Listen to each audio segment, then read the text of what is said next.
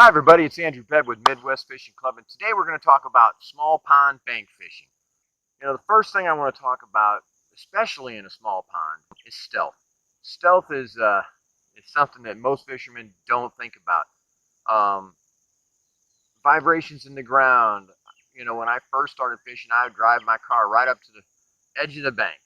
I don't do that anymore. I park my car way over there, and then I walk down very carefully.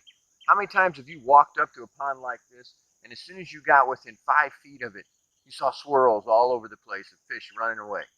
You're missing fish if you're seeing that. So what I do is I'll fish right in front of me, about 10, kind of fan out right in front of me, about 10 feet out and into the bank. You'll see an example here.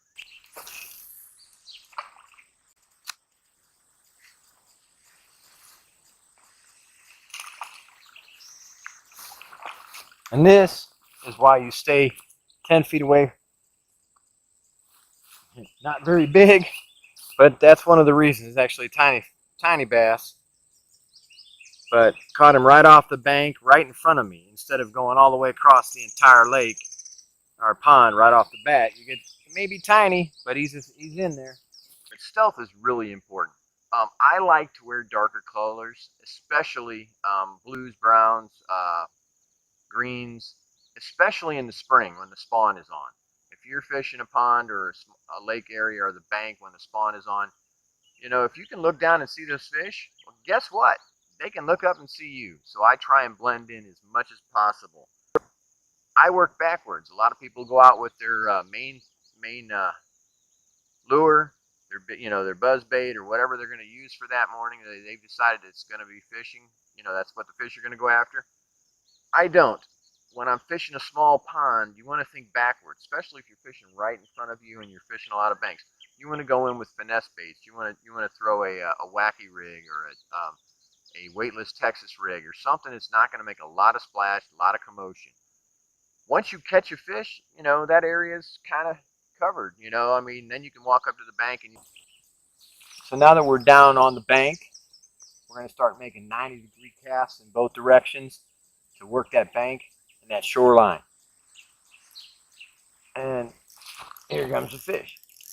This is actually a decent fish, although my drag may be set a little light.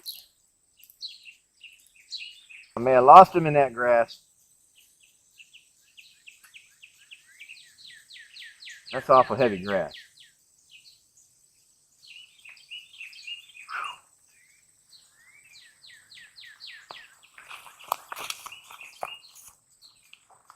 Nope.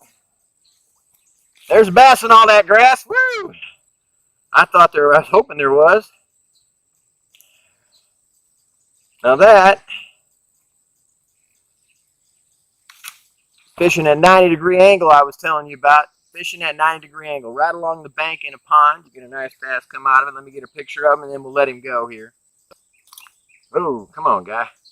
That's a pretty nice little bass right there. I hope I get this on camera. So that's fishing at 90-degree.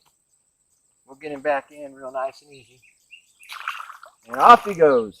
The other areas I want to point out that you really want to fish in this particular pond.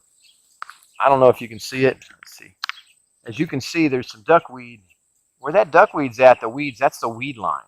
So you want to fish that weed line. It's one of the favorite spots because I'll cast it over there and fish this weed line. You're always looking for the net. If you can't find a super natural area, you can't figure out where the bumps and humps and everything's at, you don't have to. The two things you're really going to look for, one, you're going to look for shade. In the summer months, shade is your friend. The bass want to get out of the sun and they want to get to the shade. The bank is awesome, but if it's a windier day in the summer, you want to go to the cove or you want to go to the side and you want to cast along that bank. It's a little tougher, but you want to cast along that bank because that wind will blow all those, and move the water, and those feeder fish will all go up against that wind-blown bank, and that's where the bass are at, where the feeder fish are at. The other thing that I always carry when I go out fishing, bank fishing in general, but small pond and bank fishing especially, I travel light. I carry 2 poles. I carry my backpack. I don't want to be tugging around and having to load up everything and then just to walk. Because the theory, you know, with a bass boat or in a boat, man, all you do is hit the trolling motor and you're moving down. You're just fishing that little area, and then you're moving and you're moving and moving. Bank fishing is the same way. If you're not catching fish here, it's because there aren't any fish here. You just got to move to the spot where they're at. I'll get back to my 2 rods. A lot of people like to take 3 rods. I think it's just too much to carry. 2 rods I'm going to carry. I'm going to carry a 6.5 to 7 foot medium action fast or medium powered fast action rod. The reason I'm going to do that is because I can fish all my weightless soft plastics, some of my smaller lures, and get away with it. My other one is going to be a medium heavy, 6.5 to 7 foot again, medium heavy with a fast action. And what I use on it is I use a 50-pound braid. The reason I do that is because I love to fish the frog, but I don't want to carry that 3rd heavy pole. And you can get away with it on a medium heavy with a fast action as long as you're carrying enough weight and line. And if you got that 50-pound braid, you got plenty of line.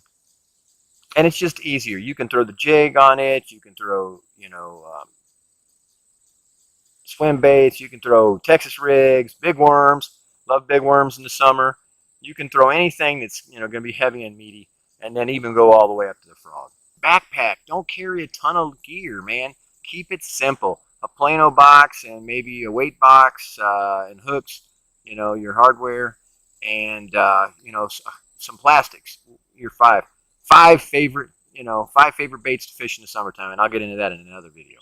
All right, so we got to see what happens when you're fishing a small pond and got a few techniques and a few tips that hopefully you can use. My name's Andrew Bebb with Midwest Fishing Club. You keep your hooks wet and your stringers full. Until next time, have a great day.